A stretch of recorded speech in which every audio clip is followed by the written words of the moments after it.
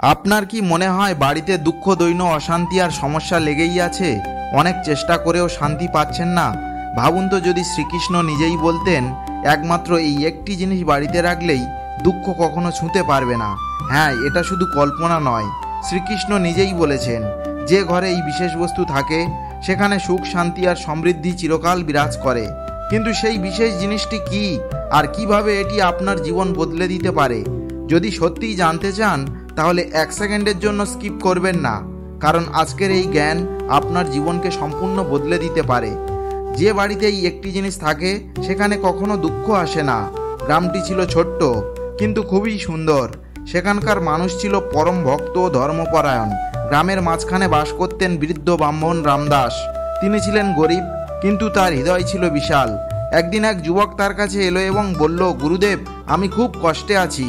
বাড়িতে দুঃখ আর সমস্যা লেগেই আছে। কি করলে সুখ আসবে? রামদাস মৃদু হেসে বললেন, তোমার বাড়িতে শ্রীমদ্ ভগবদ গীতা আছে? যুবক কিছুটা লজ্জিত হয়ে বলল, না গুরুদেব, শুধু নাম শুনেছি কিন্তু কখনো পড়িনি। রামদাস বললেন, বাড়িতে গীতা রাখো এবং প্রতিদিন অন্তত একটি শ্লোক পাঠ করো।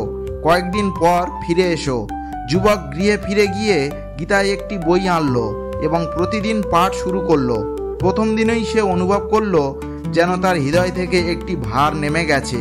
ধীরে ধীরে তার মন শান্ত হতে লাগলো। পরিবারের মধ্যে আনন্দ ফিরে এলো। কয়েক সপ্তাহ পর সে আবার রামদাসের কাছে এলো এবং উজ্জ্বল মুখে বলল, গুরুদেব, আমার জীবনে সত্যিই পরিবর্তন এসেছে। বাড়ির দুঃখ কেটে গেছে। এখন মনে হয় প্রতিদিন শান্তি ও সুখ কাটছে। রামদাস হেসে বললেন, ভগবান কৃষ্ণ বলেছিলেন, যে বাড়িতে গীতা থাকে এবং তা পাঠ করা হয় সেখানে কখনো দুঃখ বাসা বাঁধতে পারে না। কারণ গীতার জ্ঞান আমাদের অন্তরের অন্ধকার দূর করে এবং সত্যের পথে চলতে শেখায়। যুবক মাথা নিচু করে বলল, গুরুদেব, আমি আজ সত্যিকারের সুখের অর্থ বুঝতেই পারলাম। রামদাস বললেন, শুধু তুমি নয়, যেই গীতার বাণী অন্তরে ধারণ করবে সেই দুঃখ থেকে মুক্তি পাবে। সে প্রতিদিন থেকে গ্রামে ধীরে ধীরে অনেকেই গীতার পাঠ শুরু করলো এবং সত্যি বলতে সেই গ্রামটি পরিণত হলো এক শান্তি ও সুখের আশ্রয়ে।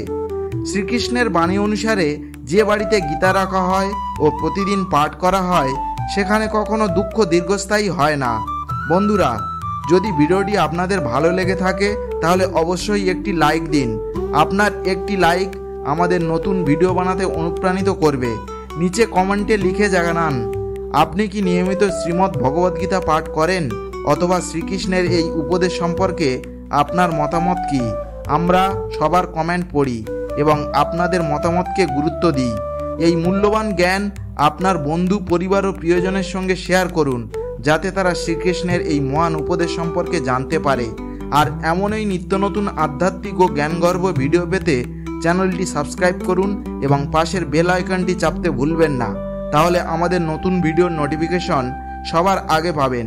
আপনাদের ভালোবাসা ও সমর্থন আমাদের এগিয়ে নিয়ে যায়। আবার দেখা হবে একটি নতুন ভিডিওটিতে।